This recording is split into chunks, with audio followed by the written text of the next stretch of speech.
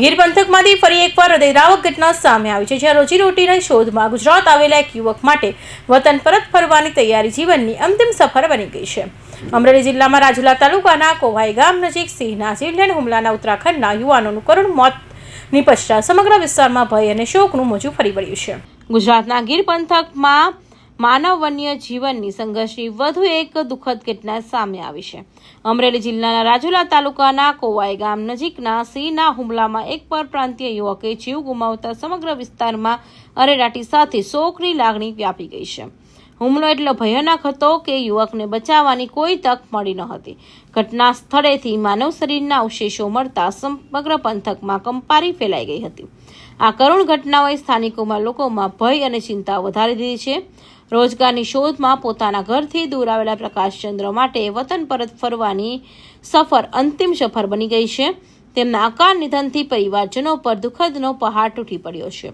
આ હૃદયદ્રાવક ઘટનાએ ફરી એકવાર માનવ વસાહતોની નજીક વધતી સિંહોની અવર જવર અને માનવ વન્ય જીવનના સંઘર્ષના મુદ્દાને કેન્દ્ર સ્થાને લાવી દીધો છે। ઘટી છે અથવા તો કંઈ મતલબ બનાવ બન્યો છે, એ બનાવમાં અનુસંધાનમાં 3 થી 4 જનાવર હોવાનું મનાઈ આવે છે અને આ જનાવર આ માણસ જે અહીં બેઠો હતો એ માણસને ખેંચી અને સામેની સાઈડ લઈ ગયો છે અને ત્યાં બધું આખું મતલબ એમ કહે ને કે ભાઈ માથા સિવાય કાંઈ વધવા નથી દીધું। આખું એવી મારણની ઘટના ઘટી છે કે આ બનાવ હું માનું ત્યાં સુધી આ 3જી વખત બન્યો છે, તો આનું પુનરાવર્તન હવે પછી ન થાય એવું મારું માનવું છે।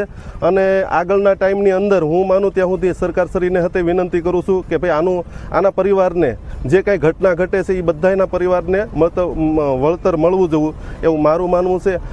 આજે જ મારા ધ્યાન ઉપર આવ્યું છે કે કોવાયા ગામમાં એક સિંહાણે એક પરપ્રાંતિનું આજે શિકાર કર્યો છે। બહુ દુઃખની વાત છે। ગુજરાત રાજ્ય સરકારને આજે જ એક પત્ર દ્વારા હું માંગણી પણ કરું છું, જે રીતે કે આપણે સિંહણની અને સિંહોની જે વસ્તી વધતી જાય છે એ બહુ ખુશીની વાત છે, પણ જે રીતે માનવ મૃત્યુ થઈ રહ્યા છે અને માનવનો શિકાર થઈ રહ્યો છે એ આપણા માટે બહુ દુઃખની વાત છે।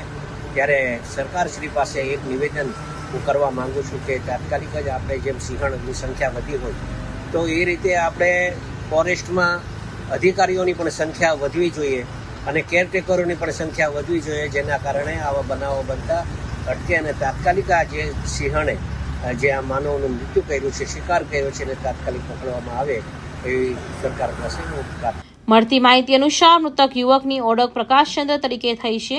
તેઓ મૂળ ઉત્તરાખંડ પિથોરાગઢ જિલ્લાના રહેવાસી અને સ્થાનિક હોટલ રેસ્ટોરન્ટમાં કામ કરીને પરિવારનું ગુજરાન ચલાવતા હતા।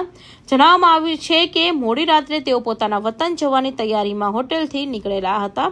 એ દરમિયાન કોવાયા ગામ નજીક અંધકાર વચ્ચે સિંહ તેમના પર અચાનક હુમલો કર્યો હતો। ઘટનાની જાણ થતાં જ વન વિભાગની ટીમ તાત્કાલિક સ્થળ પર પહોંચી હતી અને તપાસ હાથ ધરી હતી। પ્રાથમિક તપાસ બાદ શંકાસ્પદ સિંહને પાંજરે પૂરી આગળની કાર્યવાહી શરૂ કરવામાં આવી છે। સાથે જ આસપાસના વિસ્તારમાં સઘન પેટ્રોલિંગ અને લોકોમાં સાવચેતી રાખવા માટે સૂચનાઓ આપવામાં આવી રહી છે। કૌશિક પટેલનો report, Hind TV news, Surat.